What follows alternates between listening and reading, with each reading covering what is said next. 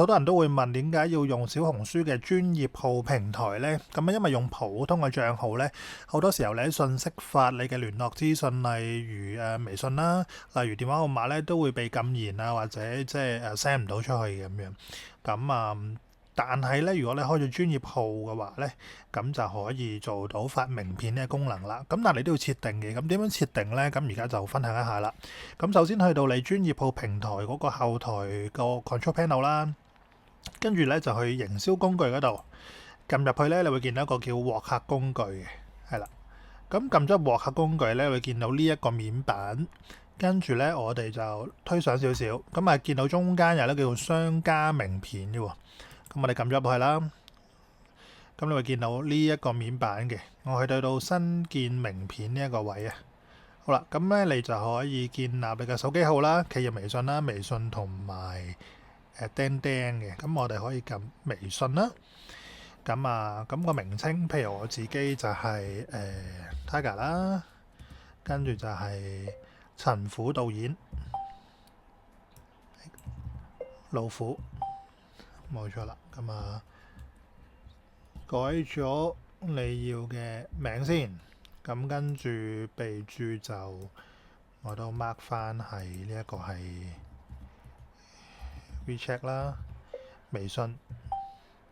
好啦，咁我嘅微信號呢就係呢個。好啦，咁撳確定啦。咁呢就會建立咗一個我嘅微信資料啦，咁樣樣。好啦，咁都未完成嘅喎。當我哋設定好呢個商家名片之後呢，就並未完嘅，我哋仲要做一啲嘅設定嘅。咁所以去到呢，我哋左手邊內容管理嗰度啦。跟住就撳呢個私信服務組件啊，撳落去，咁你會見到好多嘅選項。咁我哋去翻最頂一個叫快捷菜單，跟住就 enable 咗佢，開翻佢啦。咁你會見到有好多嘅選項嘅，預約啊、電話聯繫啊等等。因為你係專業號嚟噶嘛，係啦。咁甚至乎你可以設定唔同嘅套餐添咁樣。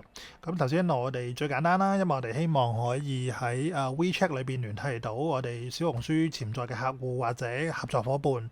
咁所以呢，我哋就會發名片嘅。首先我哋就撳設置啦。跟住揾翻頭先微信嗰項啦。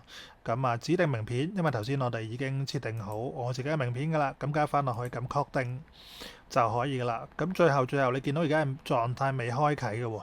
咁我哋就去翻開啟嗰度撳一撳，咁就完成咗個設定噶啦。最後記得呢，就係撳發布設置。咁我就問係咪要發布啦。咁我哋確定咗，咁呢一個嘅設置就完成咗噶啦喎。咁點樣知道係咪成功呢？我就去翻我就借咗我同事嘅小紅書啦。揾翻我嘅戶口啦。咁你見到就可以發私信啦。咁咧你會見到左下角係出現咗一個嘅聯繫微信呢個 button 嘅呢個 icon。咁我撳入去，咁就會見到加我微信為你服務。咁就可以撳呢一個複製微信。就可以喺個 WeChat 裏邊去 paste 翻，即係貼翻我自己嘅聯繫，咁就可以咧透過微信咧做到個連接噶啦咁樣。今日分享咁多，如果中意嘅話，記得 like 讚好我哋條短片啦，同埋分享俾有需要嘅朋友。下次見，拜拜。